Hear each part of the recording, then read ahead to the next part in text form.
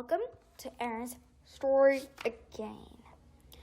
So, today is the time of reading chapter 13. Anne to the rescue.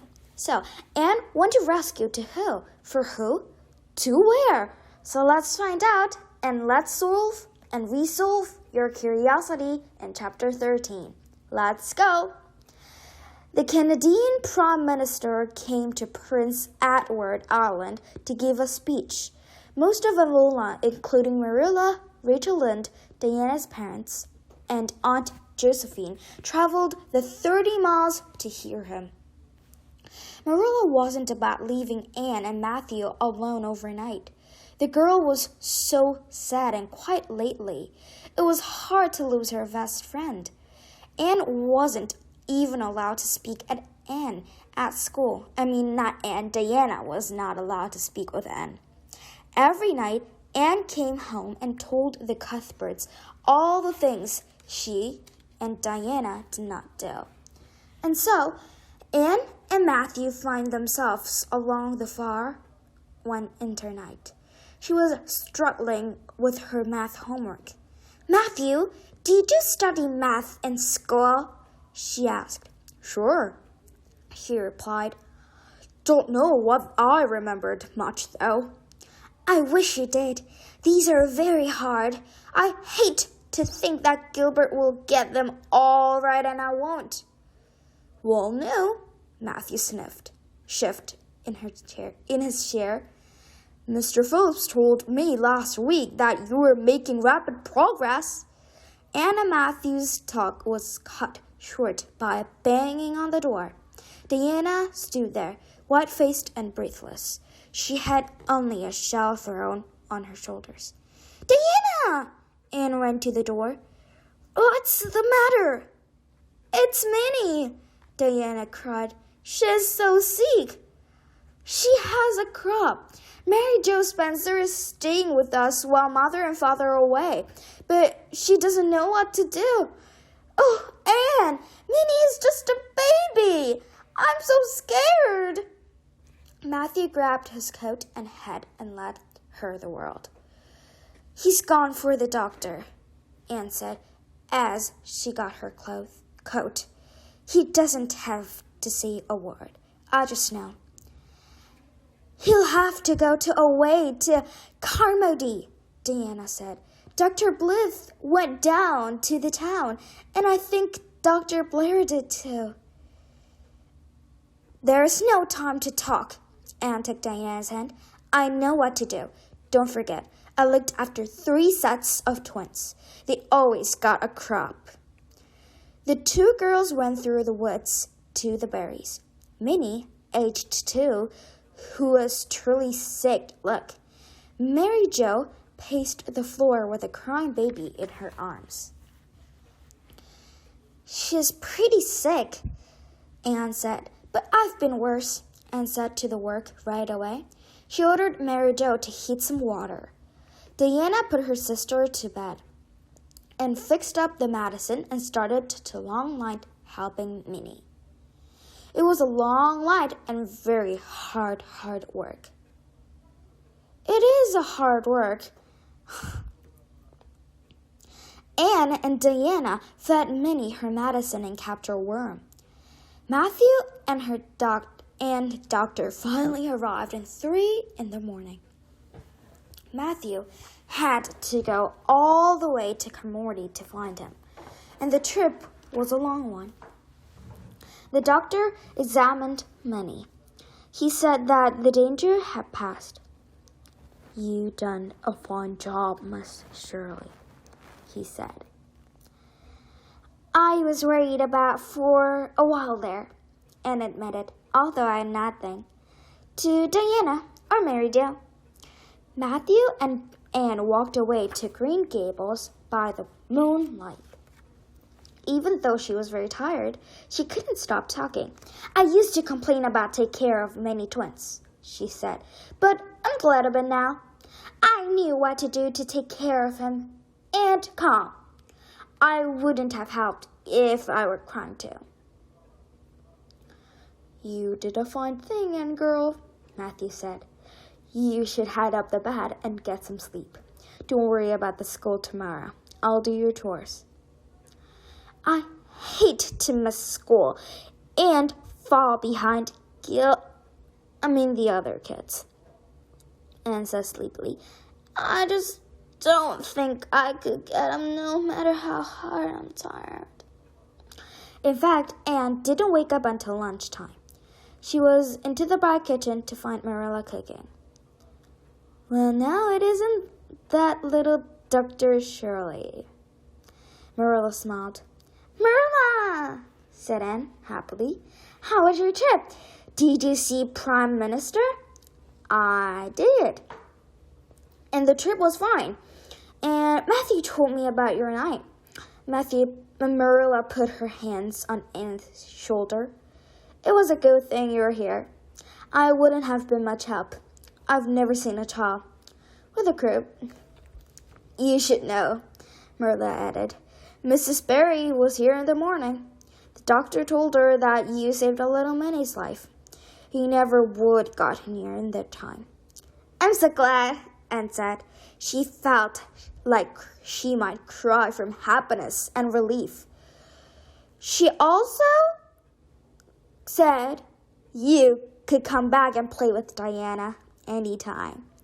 Really, Marilla? Anne clapped her hands. Oh, could that be true? Why don't you run down and see for yourself? Anne danced quickly and ran down the door. She said Diana could be chums again. The next day at school, they asked Mr. Phelps to seat them together. Of course, he couldn't refuse. So, today I have a very special guest in my front. It's my mother, and then from now on, my mother will read. So, let's see how my mom read. So, okay, Mommy, could you read from here? And welcome to my YouTube channel. Yes. I'm Aaron's mother. Hi. There was one more thing to take care of. Anne wanted to apologize to Aunt Josephine, too. She marched into the Barry's living room where the older women sat. Who are you? Demanded Miss Josephine. Josephine, very sorry. I'm Anne of Green Gables, she said, and I've come to confess. Confess what? Sorry, but my mom has many curiosity. I'll take care of my mom later, but I'm so sorry of my mom's curiosity. And I think my mom needs to continue more carefully. Don't ask any questions in my YouTube channel. Go on, Josh, go on. Yes, confess what? I don't know confess means. The race and jumping onto the bed. That was my idea. Diana would never do such a thing on her own. Anne had her hands behind her back, trying to stop them from shaking. So, from now on, I'm going to read Buy Popcorn to my mother. So, where did you read? Okay. I think Diana did her share, Miss Barrett said stiffly. But she wasn't angry anymore, not since Anne saved little Minnie. Still, she wanted to see what Anne would say. It was all fun, Anne said. Diana is looking forward to her music lessons. Please don't stop her from taking them because of something I did. I can be very silly. Sometimes, everyone knows that, but I would never know anything to hurt Diana. I don't know what if I agreed with your idea of fun. Miss Barry tried not to smile. That was not kind of thing that we did as a little girl. It was quite the shock to have two little girls pounce with me and smile found asleep. It was quite the shock to have two little girls pounce on me while sound asleep. You've no idea. No, Anne said, but I can imagine. Have you an imagination, Miss Barry? If so, put yourself in our place. It was Diana's birthday, you know. And I've never experienced anything so wonderful as a nighttime concert.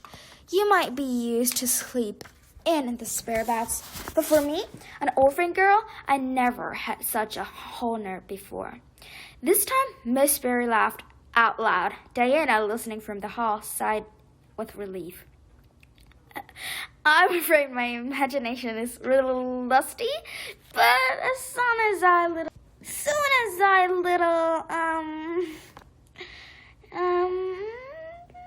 long since I used to it, she said. It's thirsty to make a strong case. Now, come and sit and tell me yourself. I'm sorry I can't, Anne replied. I'd like to go, but I must go home to Green Gables. Marilla has been very kind to take me to, and I don't want to cause her any worry. Very well then, Miss Barry said. Promise me you'll stop by for a talk now and then. And when Anne got home, she told Marilla about a little talk. It's funny, Marilla, Anne said while washing the dishes. It seems Miss Barry was kindred spirit after all. I guess they're not scarce as I thought. It was splendid to find out how many there are. At the end of the school year, Mr. Phillips announced he wouldn't be returning to the fall.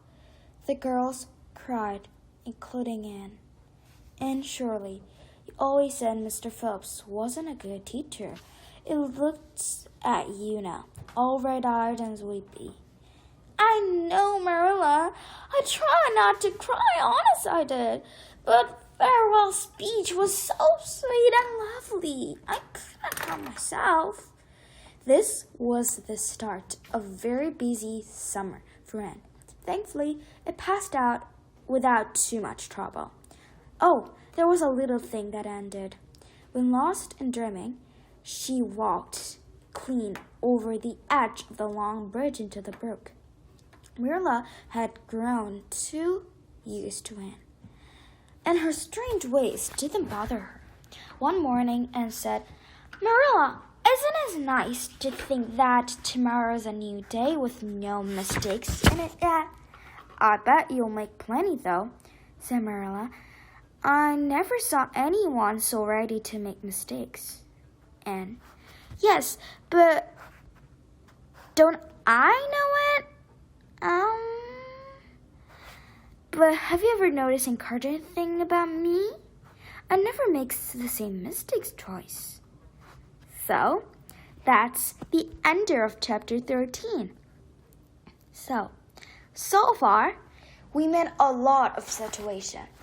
If you had a situation that young girl was sick and you became a hero, what would you do? And if there was a prize, maybe a lot of money, or the same as that, what would you do first with Diana? Let me know in the comments below. And don't forget to subscribe and like so you can hear for the next chapter.